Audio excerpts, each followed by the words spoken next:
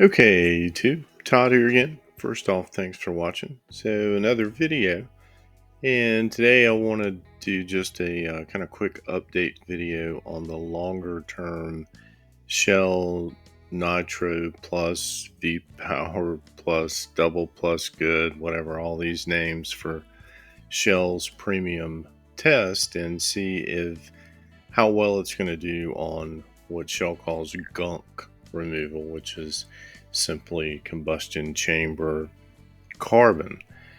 They claim to review a 70% reduction when used continuously for 2,500 miles. Well, you see my odometer here. This was my first full pure tank of only their fuel. And today was out this morning. Actually had a little time off for a change, and was actually changing the primary and gearbox fluid, and I'm at 12,305 miles. So 184 miles so far, about 7% through the 2,500 mile journey. And that's going to be a stretch being this late in the year to see if I can get 2,500 miles this riding season before the weather turns colder and bad. We'll see, but we're on our way. So what did I find with my handy dandy borescope? Tried to get a little, improve on the photography skills there. I'm not sure I did in this one. This is the front cylinder one, I guess I'll call it. And here is the rear cylinder. If you watch the other video, the rear runs hotter and was in much better shape. So looking on the phone, and had other things to do, there was nothing astounding, and I'm like, well, I can't wait to compare.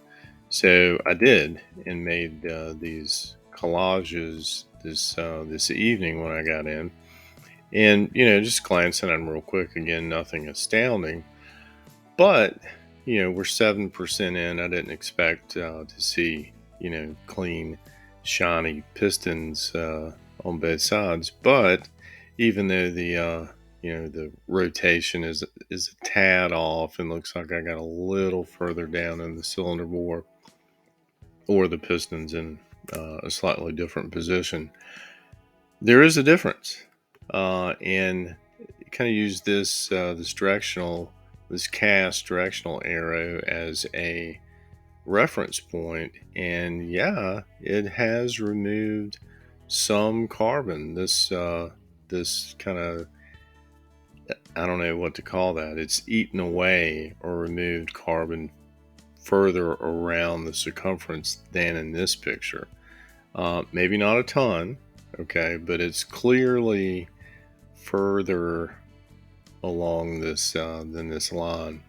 And then for kind of more evidence, this intake port, this gunked up bit here in the corner, and on the down slope here, was evidently thicker than I realized in the first picture.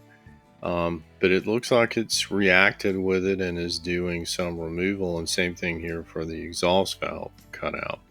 And really the entire surface, and this could be some lighting issues, but the entire surface just looks more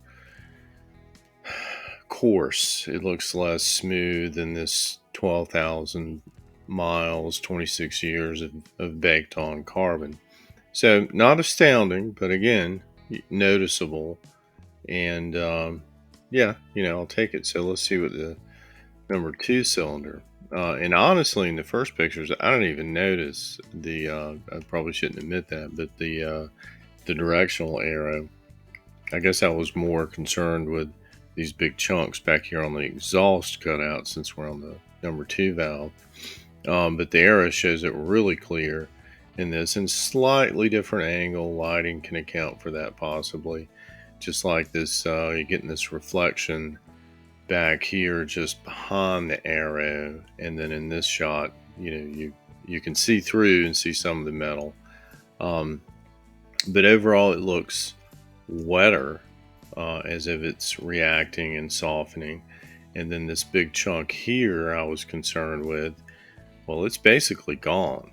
And then this, again, this chunk, I don't know why on the right side, but this chunk here, I mean, and there's still some residue there. It's certainly not clean and bare metal, but it's lessened. And then for the intake valve, and I noticed these little pinholes, odd, those formed, but you see it does look wetter, shinier, and at 184 miles out of 2,500, I did not expect clean pistons, but I would say this is noticeable and probably expected. I guess 7% of the way, 7% of the journey behind me. So I'm optimistic. Maybe even I don't know, a little. Well, definitely encouraged, but look forward to seeing how this plays out.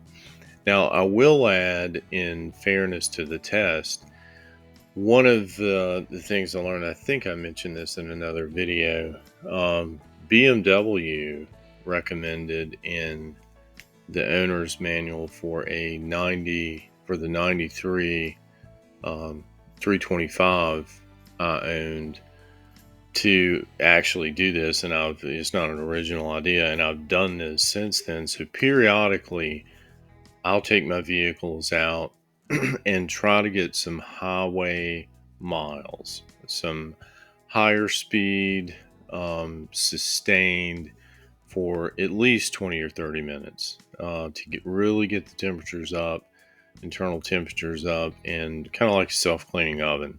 And that's what they recommended. I don't know if they still recommend that, but that's what they recommended back in 93 to mitigate all this stuff. So I did do that. I think I've burned maybe 4 tanks, I believe it is. In one of those tanks, I live 5, 6, 7 minutes from a controlled access highway that I have about a 15 mile stretch one way. Speed limit 65, before I have to slow down, turn around, and come back. So I kind of make laps out there, and I made 4 that day. So that's about 60 miles, which is about a tank of gas. I have the little peanut tank. So that probably helped, and that may account for some. It may even account for all the difference we're seeing here. But I think the combination of the two, and the reason I did that is because I always do that. I wanted to give the Shell product, kind of a fair shake. I would have done this anyway, whether or not I was running their fuel. So combine the two, see what it can do, and yeah. So maybe not all, Shell's product, but I feel like it, and hope it did help. And we'll have to see. We've got whatever that math is, got 184 miles behind us, got a lot more to go. So I'll probably keep doing these checkups, maybe, I don't know, monthly or something, and depending on how many miles I'm able to ride. But that's all I have for now. Please remember, and if you've done similar, I'd love to hear about it. Love to hear see pictures, videos, anything like that. Love the comments. Remember to do the YouTube thing, like, share, all that stuff. And until next time, 2 wheels down. Thanks, guys.